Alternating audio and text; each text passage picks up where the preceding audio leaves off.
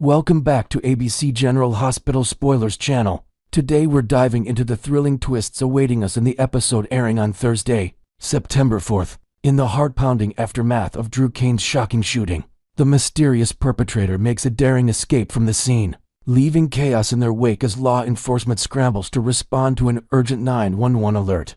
This dramatic development sets the stage for a whirlwind of suspicion and intrigue, with whispers of a hidden traitor within the World Security Bureau adding layers of tension to the unfolding story. Fans are on the edge of their seats, eager to see how these elements intertwine in Port Charles' ever-evolving saga. Over at the luxurious Five Poppies Resort, Britt Westburn steps into a high-stakes confrontation, urgently cautioning an associate against taking any further actions until a key figure returns. Imagine the tension building as Britt, with her sharp instincts honed from years of navigating dangerous alliances, might be stalling for time to protect Vaughn and Jocelyn Jacks from immediate harm. She could be insisting that Pascal holds off until the enigmatic boss reappears, buying precious moments in a game of cat and mouse. Adding a fresh twist, perhaps Britt has cleverly activated a hidden signal on that elusive burner phone, reaching out to none other than Jason Morgan for backup. With his legendary reputation for swooping in during crises, Jason's potential arrival could shift the balance, offering Vaughn and Jocelyn a lifeline in their dire predicament. As the resort's opulent halls echo with uncertainty, viewers can't help but speculate on whether Jason's shadowy expertise will turn the tide. Meanwhile, Vaughn confides in Jocelyn about a shocking revelation. A mole has infiltrated the bureau, prompting them to brainstorm possible suspects in hushed tones.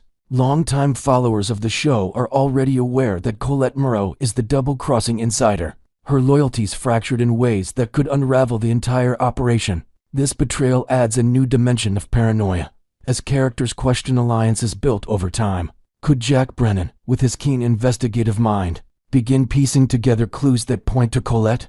His growing suspicions might stem from subtle inconsistencies in reports or overheard conversations, heightening the drama. In a newly imagined scenario, Brennan confronts a colleague in a dimly lit office, his voice laced with doubt as he probes whether they're secretly rooting for his downfall. Colette, ever the cunning operator, pushes back with calculated provocations, risking exposure in her bold maneuvers. This interplay explores themes of trust and deception, reminding us how fragile partnerships can be in the world of espionage. Shifting focus to Carly Spencer, she seeks out Brennan in a moment of vulnerability, confessing a grave error involving Drew that has left her reeling. Picture Carly, her usual confidence slightly cracked by recent events, approaching Brennan in a quiet corner of Port Charles, where the rain-slicked streets mirror her inner turmoil. Brennan, with his suave demeanor and network of resources, reassures her that redemption is possible, offering strategies to mitigate the fallout or even reverse the damage. This interaction delves deeper into Carly's complex history with Drew, perhaps hinting at unresolved emotions from past entanglements that now complicate her path. As the narrative builds, the show cleverly positions Carly as a potential suspect in the whodunit surrounding Drew's attack, weaving her into a web of motives alongside other intriguing candidates. The preview teases a chilling scene where two bullets pierce Drew's back, leaving him slumped and bloodied on the floor, with the shadowy figure of the shooter looming ominously. To enrich this mystery, envision the shooter pausing for a split second, their breath ragged, before external noises may distant thunder, or a creaking floorboard force a hasty retreat, preventing a fatal follow-up. At the scene of the crime, Kai Taylor and Trina Robinson, who had sneaked into Drew's home to tamper with his safe under the cover of a stormy night, now huddle in hiding, hearts pounding as they assess their next move. The air thick with danger, Kai whispers a stark warning to Trina.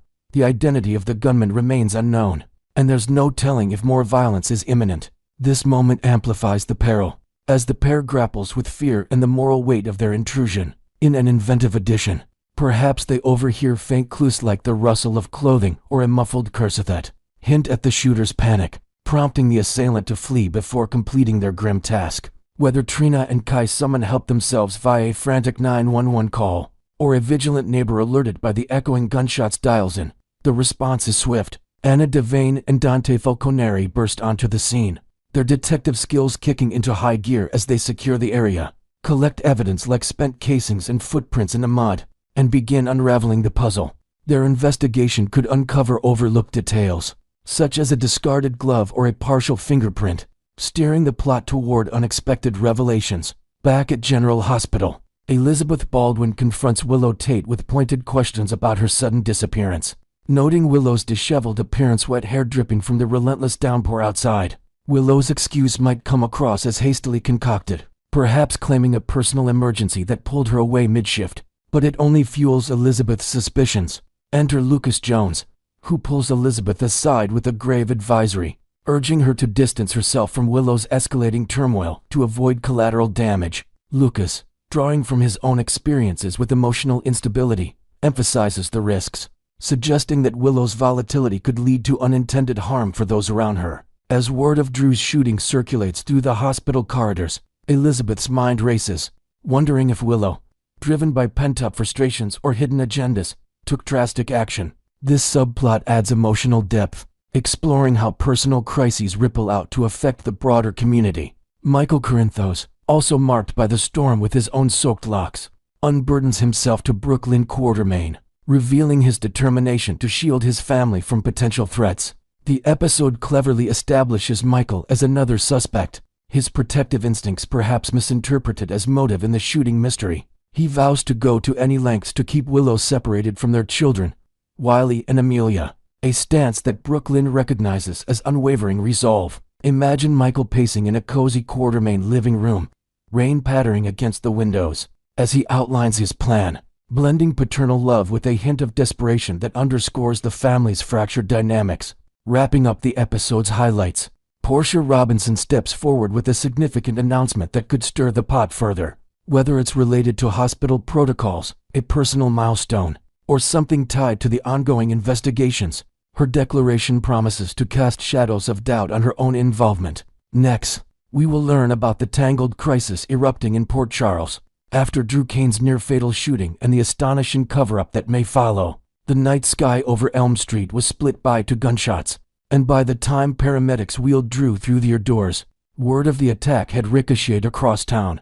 Dante Falconeri and Anna Devane arrived first, their flashlights sweeping over overturned furniture, muddy footprints, and a single 9mm casing glinting beneath a broken lamp. Every instinct told them this was no random hit. Whoever squeezed the trigger wanted Drew silenced and knew the layout of his home well enough to slip in through the service entrance without triggering alarms. Within minutes the house was sealed off, and Dante began drafting a suspect board that would soon bulge with familiar faces. Across town, Nina Reeves jolted awake in her Metro Court suite as the news alert buzzed on her phone. A chill ran through her when she realized Willow Tate, her newly discovered daughter, had stormed out hours earlier after learning Judge Eva Heron had been murdered, apparently ending her bid to regain custody of Wiley and Amelia. Nina replayed the argument in her mind, Willow's tear-streaked promise that she would make things right no matter what. Now Drew lay hovering between life and death, and every shred of circumstantial evidence pointed straight at Willow. Panic tightened around Nina's heart, as she wondered just how far desperation might have driven her child. Determined to verify her fears, Nina rifled through Willow's overnight bag the moment she spotted it abandoned on a chair. Inside, beneath folded scrubs and a damp windbreaker, she discovered a small velvet pouch, its weight unmistakably metallic. Her hands trembled as she slid out a compact pistol bearing faint traces of rainwater, and a single missing round. The scene echoed an old nightmare. Years ago, Alexis Davis had hurled Christina's gun off the footbridge to shield her daughter from suspicion. Now fate seemed to demand that Nina choose between truth and motherhood. Without pausing to weigh consequences, she snapped on latex gloves, wiped the weapon twice, and slipped it into the lining of her designer tote, vowing that no one, least of all Dantu, would ever see it. Meanwhile, the PCPD interrogation room churned like a pressure cooker. Anna and Harrison Chase rotated suspects every hour. Carly Spencer, whose complicated past with Drew raised eyebrows. Michael Corinthos, visibly rattled and soaked from the same downpour that drenched the crime scene. And Kai Taylor, caught loitering near Drew's safe with Trina Robinson on the night of the attack. Each swore innocence, yet inconsistencies surfaced. Carly admitted meeting Drew earlier to discuss Willow's custody drama, but denied knowing anything about a gun.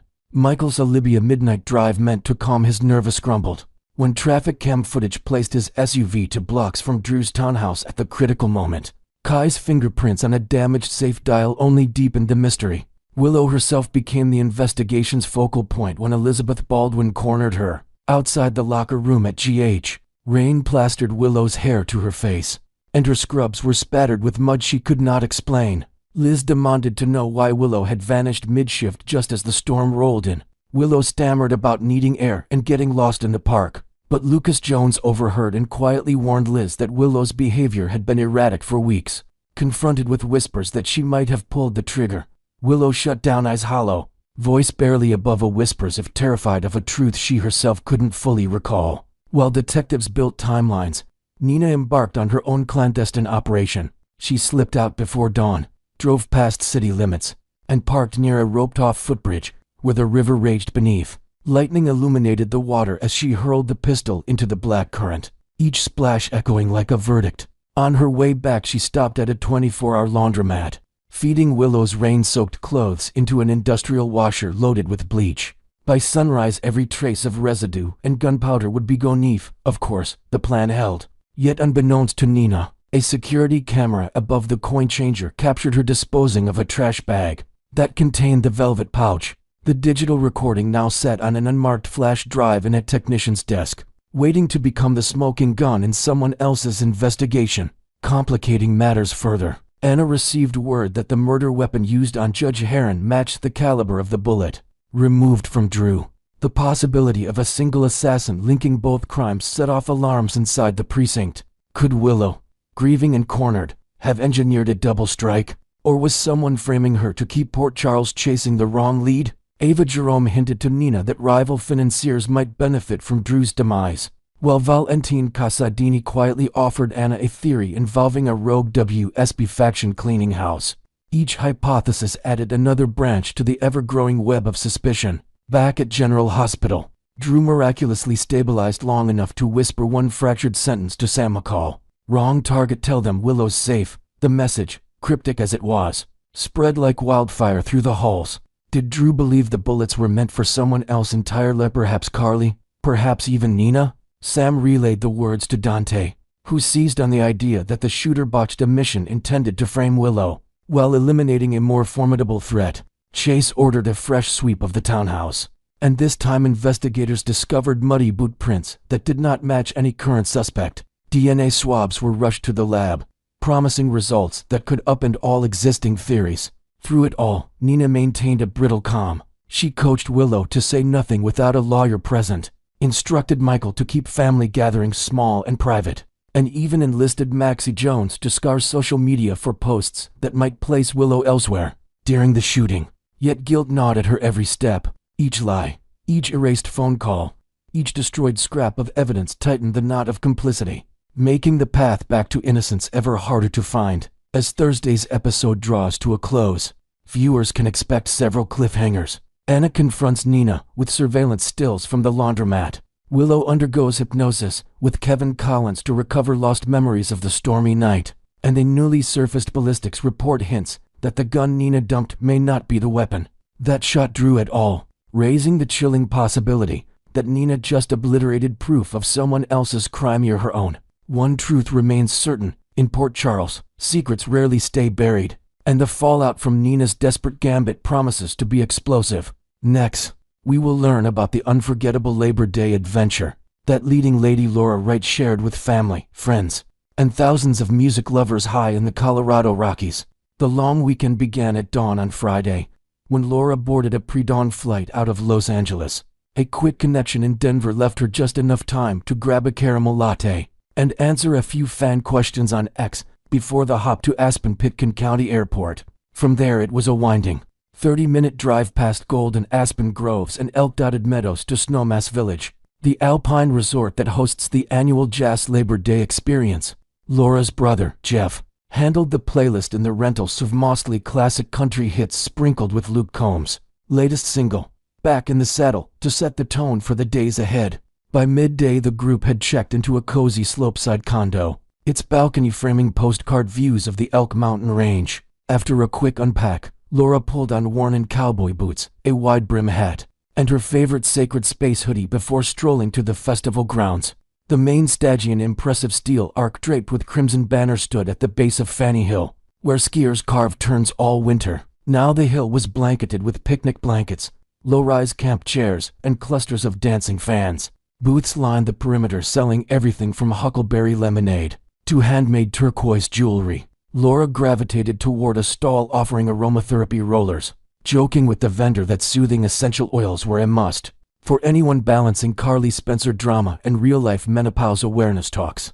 Friday night's headliner was the Doobie Brothers, and Laura, ever the music enthusiast, sang along to listen to the music while posting short Instagram reels that captured the laser-lit sky.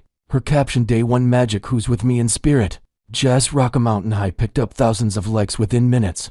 Back at the condo, a late-night game of Uno with niece Emily and family friend LJ turned hilariously competitive. Laura lost the final round and had to brew sunrise coffee for the entire crew as penance.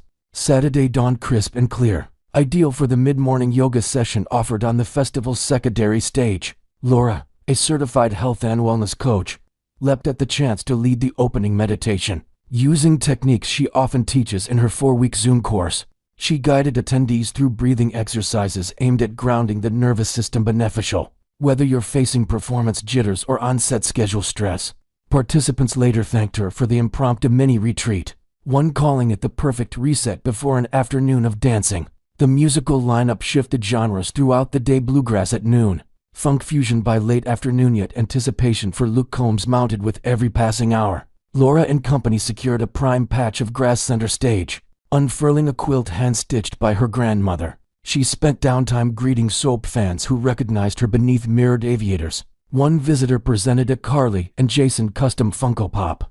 Laura posed for photos and promised to display the collectible in her dressing room trailer. As twilight painted the sky lavender, stage lights flared and Luke Combs strode out with trademark red Solo cup in hand. From the first chord of Beer Never Broke My Heart, the hillside erupted. Laura captured the opening riff on video, panning to reveal her brother's astonished grin. Had never seen a crowd move in unison quite like that. The setlist vaulted through chart toppers and ballads, but the emotional apex arrived when Luke introduced "Even Though I'm Leaving." Laura, thinking of her late parents, brushed away tears and wrapped an arm around niece Emily. Moments later, fireworks burst overhead while Luke closed with "Back in the Saddle," transforming Fanny Hill into a sea of illuminated phones. Sunday was officially billed as a recovery day, yet Laura refused to slow down. She joined a guided mountain bike tour along the Rim Trail, conquering switchbacks that climbed 1,800 vertical feet. At the summit, she paused to record a pep talk video for her sacred space community,